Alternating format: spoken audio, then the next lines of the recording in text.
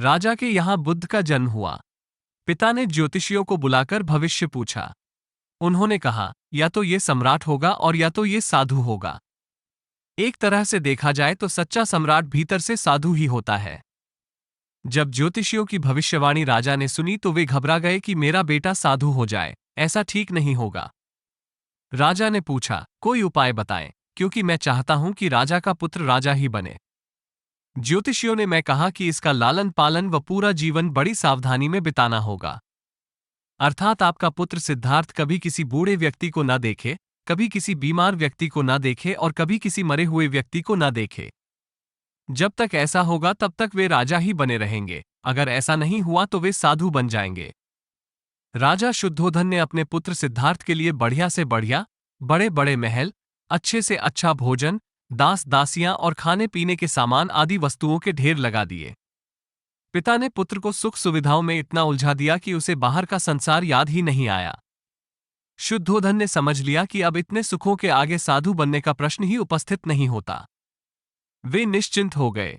राजा शुद्धोधन ने बिल्कुल पक्की व्यवस्था कर रखी थी कि उनका पुत्र सिद्धार्थ जीवन में कभी भी वृद्ध, बीमार और मृतक व्यक्ति को देख न सके, क्योंकि वे अपने पुत्र को खोना नहीं चाहते थे।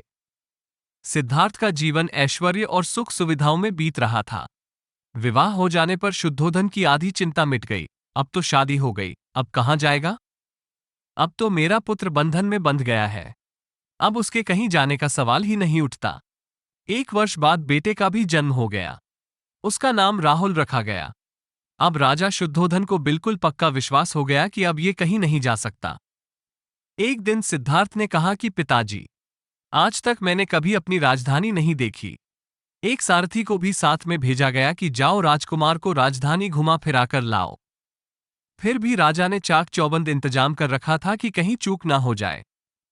सिद्धार्थ के लिए राजधानी के प्रमुख मार्ग खूब सजाए गए थे, पर घूमते घूमते सिद्धार्थ ने थोड़ा उल्टा मार्ग ले लिया। वे उस मार्ग से गुजरने लगे जहां पर तैयारी नहीं थी और आज उनको बहुत आश्चर्य हुआ जब पहली बार उन्होंने एक बूढ़े आदमी को देखा, कमर झुकी हुई, पूरी चमड़ी में झुर्रियां पड़ी थीं। वो परेशानी और दुख से बेहाल था। उसकी चाल बहुत धीमी थी। बूढ़े की झुकी हुई कमर को देखकर सिद्धार्थ को एक झटका लगा और सारथी से उन्होंने पूछा, क्या एक दिन मैं भी बूढ़ा हो जाऊंगा? सारथी ने कहा, हाँ राजकुमार। हर व्यक्ति के जीवन में 3 अवस्थाएं आती हैं, बचपन, जवानी और बुढ़ापा। एक दिन तुम भी बुढ़ापे की अवस्था में जाओगे। हे राजकुमार, ये संसार का नियम है। चाहे गरीब हो या अमीर, सबका शरीर शिथिल अर्थात बूढ़ा होता है। राजकुमार सोच में पड़ गया। सारथी ने रथ को आगे बढ़ाया तो कुछ दूरी पर एक बीमार व्यक्ति मिला जो रोगों से घिरा हुआ था। उस पीड़ित व्यक्ति को देखकर राजकुमार का मन बहुत ही दुखी हुआ। राजकुमार ने पूछा, इसको क्या हुआ है? सारथी ने कहा, यह व्यक्ति बीमार है, इसलिए ये करा रहा है। ये है अपने अपने भाग्य की बात है कि कोई दुखी है और कोई सुखी है। क्या मैं भी कभी बीमार हो सकता हूं? सारथी ने कहा, आप यह विचार अभी छोड़ दें। समय बड़ा बलवान होता है। ये सारी बातें कर्मों पर निर्भर करती हैं। अगर शरीर में कोई रोग आना है तो वह आएगा। ये सब सुनकर राजकुमार सोच में पड़ गया। सारथी ने रथ को कुछ आगे बढ़ाया तो सामने से 4 कंधों के ऊपर एक अरथी को जाते हुए देखा। राजकुमार ने ऐसा पहली बार देखा था। उसने सारथी से पूछा, यह क्या है? यह आदमी मर गया है। यह मुर्दा है। जो व्यक्ति मर जाता है उसको बांधकर शमशान भूमि में ले जाते हैं।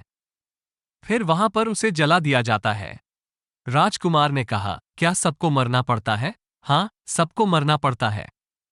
यह मृत्युलोक है। जो जन्म लेता है उसे कभी ज कभी अवश्य ही मरना पड़ता है।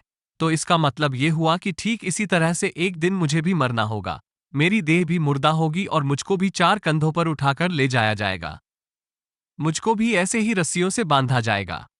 मेरे भी आगे पीछे घर के सदस्य रोएंगे तड़पेंगे और जिस संसार को मैंने इकट्ठा किया है वो सारा का सारा मुझसे छूट जाएगा।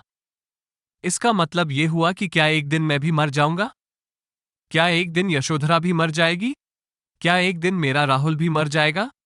सारथी ने कहा, हाँ राजकुमार, एक दिन मैं भी मरूंगा, आप भी मरेंगे, यशोधरा भी मरेंगी और राहुल भी मरेगा, क्योंकि यह सब मरने के लिए ही पैदा होते हैं।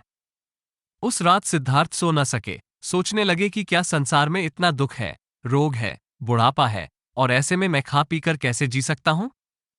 मुझे खोजना होगा उस तत्व को जो दुख, पीड़ा और शोक से रहित हो, जो भय, भ्रम और भूल से परे हो, जो अनंत आनंद से भरा हो, जिसे पाकर फिर और कुछ पाने की इच्छा न हो। सिद्धार्थ वैराग्य के शिखर तक पहुंच चुके थे। बस उसी रात को उन्होंने घर छोड़ दिया। नगर के बाहर पहुंचकर सारथी को लौटा दिया। फिर कई दिनों तक वन में चलते गए। एक घने पीपल के वृक्ष के नीचे आसन लगाकर ध्यान में लीन हो गए।